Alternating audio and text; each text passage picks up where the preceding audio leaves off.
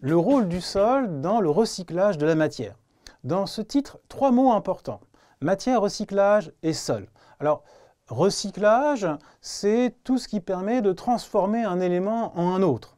La matière, en SVT, on sait qu'elle est de 2 types. Soit organique, c'est-à-dire qu'elle est issue d'êtres vivants, d'organismes, donc comme des feuilles, de la peau chez les mammifères, etc. Ou alors, elle est minérale, c'est-à-dire qu'elle vient de roches, d'eau ou de différents gaz de l'atmosphère, par exemple. Et puis, reste bien évidemment le sol à déterminer, à définir. Alors, pour le sol, il va falloir parler de sol naturel.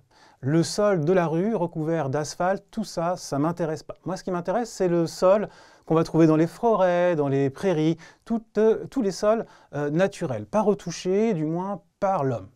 Donc, dans ce sol naturel, il y a 4 couches différentes. On va voir qu'il y a effectivement 4 couches différentes de sol.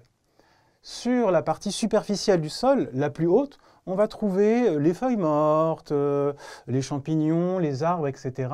Et effectivement, cette partie-là, on l'appelle la litière, tout simplement. La deuxième partie du sol, c'est une partie beaucoup plus sombre, qu'on appelle l'humus. Toi, tu connais mieux ce terme-là, l'humus, sous nom de terreau. Par exemple, c'est ce que tu mets dans tes pots de fleurs pour avoir des beaux rosiers que tu appelles en règle générale de la terre. L'humus, donc, en deuxième partie du sol. Ensuite, une zone un peu plus claire, qui va être un mélange de roche et d'humus, là aussi. Et puis, tout à la fin, on va retrouver la roche-mère. Alors ici, ça peut être dans des très grandes profondeurs, puisque c'est la roche du socle. À proprement parler, ce n'est pas du sol, mais effectivement, elle va délimiter la fin de notre sol. Ce qui est intéressant ici, c'est que j'ai mis 2 gradients. Ces gradients, en fait, ils expriment la quantité soit de matière organique, MO, soit de matière minérale, MM. Et bien, on note tout de suite qu'effectivement, de la litière vers la zone intermédiaire, ça s'appauvrit en matière organique. Et à l'inverse, de la roche-mère, qui est bien évidemment 100% de matière minérale, jusqu'à l'humus, en haut de l'humus, et bien, ça va s'appauvrir en matière minérale. Donc j'espère que tu as bien compris que le sol, c'est quelque chose d'entre le vivant et le minéral. C'est un mélange de matière organique et de matière minérale.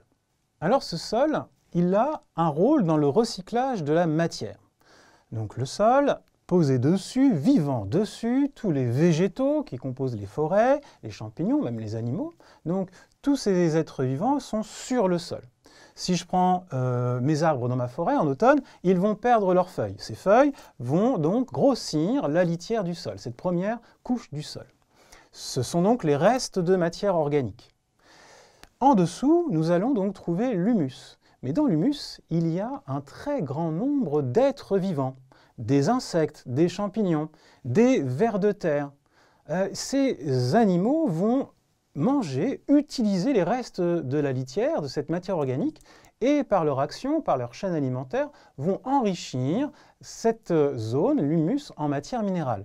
À titre d'exemple, le lombric, le ver de terre, dans 10 000 m² de sol, on va trouver jusqu'à 1 tonne de lombric, de vers de terre, qui vont être capables d'ingérer 250 tonnes de terre par an. C'est énorme. Donc ça aide et ça facilite au renouvellement du sol et à son enrichissement en matière minérale. Ces animaux qui permettent la décomposition des restes de matière minérale, on les appelle tout simplement des décomposeurs. Ils décomposent. Ils vont donc enrichir le sol en matière minérale. Mais l'enrichissement de la matière minérale, elle vient aussi de la fragmentation de la roche-mère. L'action des racines, par exemple, peuvent finir par éroder, casser cette roche-mère et la fragmentation en tout petit élément finira elle aussi par enrichir le sol en matière minérale. Or, cette matière minérale, tu le sais depuis que tu as vu la leçon sur la nutrition des végétaux, c'est la nourriture des végétaux chlorophylliens. Ils vont absorber, ces végétaux, les sels minéraux, cette matière minérale via leurs racines, en transformant cette matière minérale en matière organique. Et bien voilà, le cycle, il est là. Je refais l'histoire, c'est l'automne, les feuilles tombent, les feuilles sont mangées, décomposées, la matière minérale est enrichie dans le sol. Cette matière minérale est absorbée pour former de la matière organique. Ah, c'est l'automne, les feuilles tombent, etc., etc., etc. On a donc bien un cycle, un recyclage de la matière organique en matière minérale et de la matière minérale en matière organique.